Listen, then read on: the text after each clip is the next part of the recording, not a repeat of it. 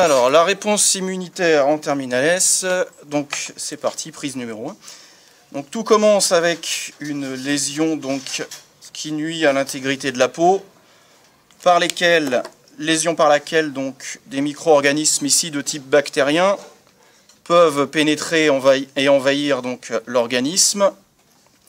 Si ces micro-organismes bactériens sont détectés comme des signaux, sont détectés donc, comme étant dangereux, sont considérés comme étant dangereux par l'organisme, c'est qu'ils présentent à leur surface donc, des motifs moléculaires très conservés chez l'ensemble des bactéries et des micro-organismes en général, qu'on appelle des PAMP. Ils vont être détectés donc, par les récepteurs PRR portés par les sentinelles des tissus, mastocytes, macrophages et cellules dendritiques, ou dendrocytes, qu'on a représentés ici en 3D. S'ils sont détectés comme étant dangereux, ils vont être phagocytés par les quelques cellules sentinelles présentes. Toutefois, donc, cette phagocytose les effectifs seront insuffisants pour lutter contre la totalité des agresseurs. Alors, les cellules sentinelles vont émettre dans leur milieu donc, différentes molécules. Voilà.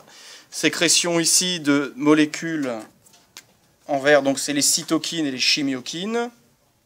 Viens m'écrire cytokine, chimiokine, s'il te plaît. Et en plus de cytokines et de chimiokines, les mastocytes sécrètent aussi histamine et prostaglandine qui vont être symbolisées donc, par les petites perles bleues. Tac. Donc, histamine, prostaglandine. Donc cytokines et chimiokines vont permettre de recruter des cellules sanguines circulantes, comme les granulocytes par exemple, qui vont suivre finalement ce signal pour venir prêter main forte aux cellules sentinelles, et notamment aider à la phagocytose.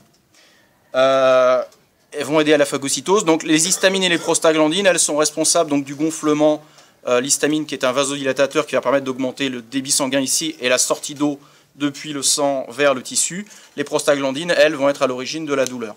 Parmi les cellules circulantes du sang, il va y avoir aussi des lymphocytes qui pourront être en contact, si le bon lymphocyte spécifique est en contact avec les antigènes présentés par les bactéries, par l'intermédiaire du récepteur des lymphocytes B, dit BCR, qui ressemble beaucoup à un anticorps, à une immunoglobuline, alors ils vont s'activer et commencer déjà une petite amplification clonale.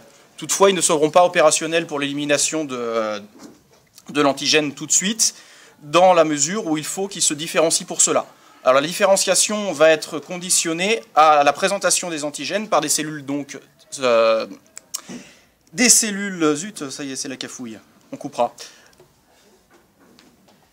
Des cellules sentinelles donc particulières, qui sont les cellules dendritiques, qui ont la particularité d'être des cellules présentatrices de l'antigène. En effet, après phagocytose et élimination d'une bactérie, elles vont présenter à la surface des fragments antigéniques de celle-ci dans des molécules en forme de corbeille qu'on appelle des molécules du CMH. Hop. Et ces cellules dendritiques vont en plus avoir la particularité de pouvoir passer dans la circulation sanguine et se diriger en direction du ganglion. Ah, raté. Lorsque le dendrocyte se trouve dans le ganglion, il va rencontrer plein de lymphocytes différents, mais les lymphocytes étant tous très spécifiques au niveau de leur récepteur dit TCR, ne vont s'activer que si, 1, l'antigène leur est présenté, et 2, ils sont spécifiques de cet antigène.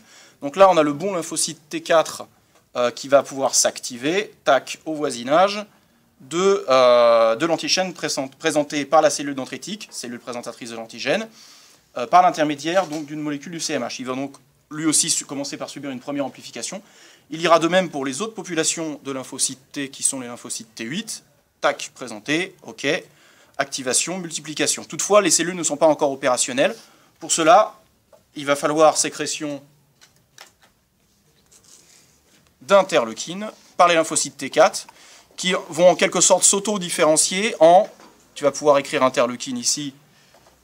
Voilà. Et les LT4 vont se transformer en LTA pour LT auxiliaire. Donc tu peux barrer LT4 et le transformer en LTA. Et donc vont non seulement se différencier eux-mêmes, mais se cloner. Et sous l'influence des interleukines émises par ces LT4, les LT8 vont aussi connaître une différenciation en LT cytotoxique, LTC, qui sont spécialistes de l'élimination des cellules infectées. Donc là, dans notre exemple, puisqu'on va éliminer des bactéries, les LTC donc, peuvent être activés, mais ne vont pas être forcément très très utiles. Ceux qui vont s'avérer être plus utiles, ce sont donc les lymphocytes B. Tac, on va remettre, voilà.